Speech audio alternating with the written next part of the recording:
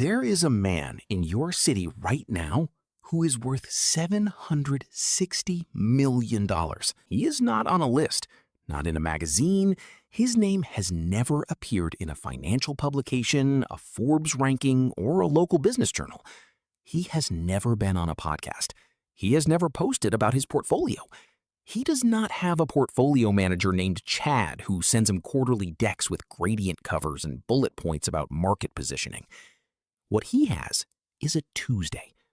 Every Tuesday, he drives a 2017 Ford F-150 with a cracked side mirror he's been meaning to replace for about 4 months.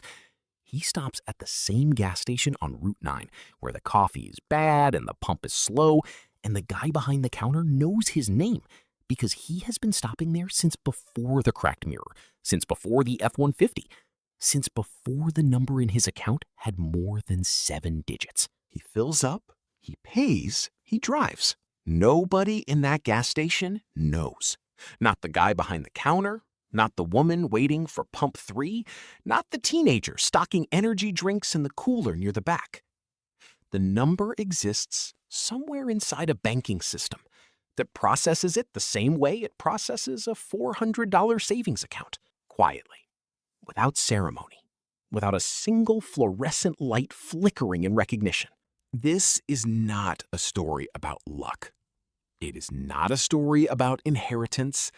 It is not about cryptocurrency in 2017, or a tech stock held for 10 years, or a relative who left something behind in a will. It is a story about a specific kind of patience that most people will never develop because it doesn't look like anything from the outside. And that invisibility is not the side effect of the strategy. It is the strategy. It started with a storage unit. Not a storage unit he owned, one he rented. $74 a month in a facility off a county road in rural Indiana, where he kept equipment for a small landscaping job he was running on weekends while working 42 hours a week at a distribution center outside of town. The storage unit was practical, just a place to keep things. But one afternoon in late October, while he was padlocking the door, he stopped and looked down the row. Every unit was full. He stood there for a moment, did the math in his head the way you do when something small starts to feel like something larger. The facility had 140 units. Average rent somewhere between $60 and $110 a month, depending on size. If 90% were occupied, and they looked occupied, the owner was collecting somewhere between $7,500 and $13,000 a month, every month, for owning a concrete block building on a county road that required almost nothing from him except showing up to fix a door hinge twice a year. He went home that night and looked up the owner. It took him 35 minutes of searching through county property records, 35 minutes longer than almost anyone else would have bothered. What he found was a name. A retired electrician named Gerald, who had bought the land in 1987 for $34,000 and built the units in phases over 6 years.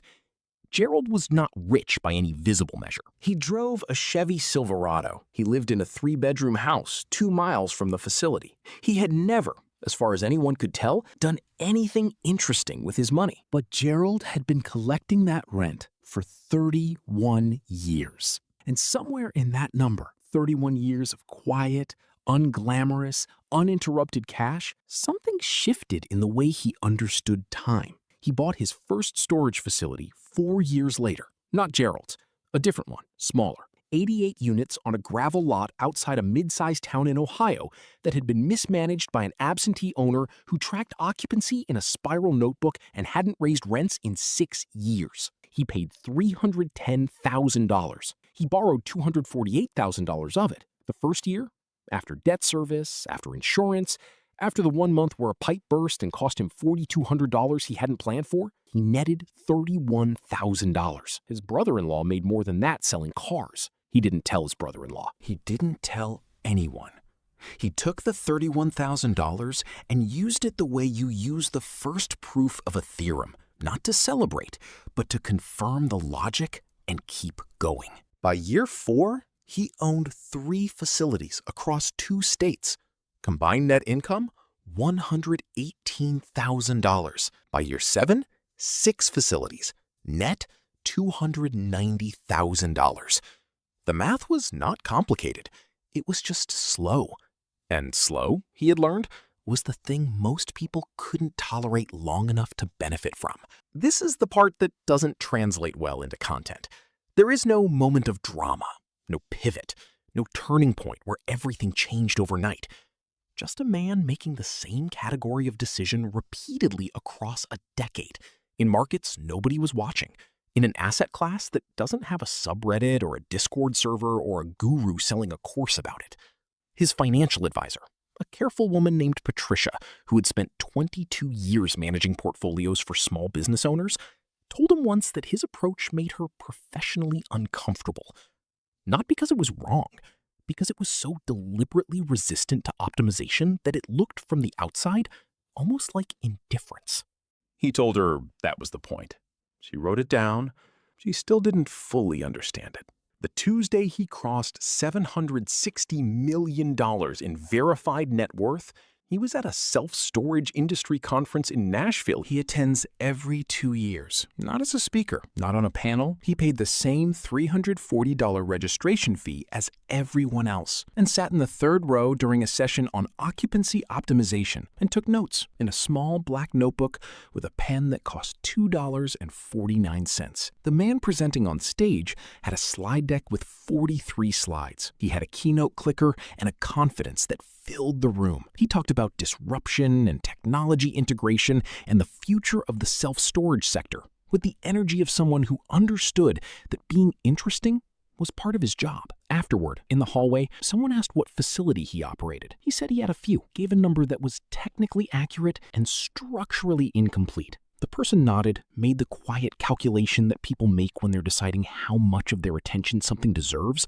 and moved toward the keynote speaker. He got a coffee from the cart near the exit, stood by the window for a moment. Outside, Nashville was doing what cities do on a Tuesday, moving without ceremony, without any awareness of who was watching it or what they were carrying. He finished the coffee, drove back to the hotel in a rental car he had selected specifically because it was the cheapest available full-size option.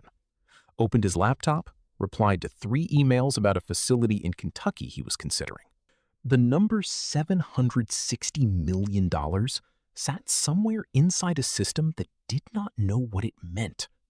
And neither, in any way that changed anything about the next Tuesday, did he. Here is the question worth sitting with. Not how he built it.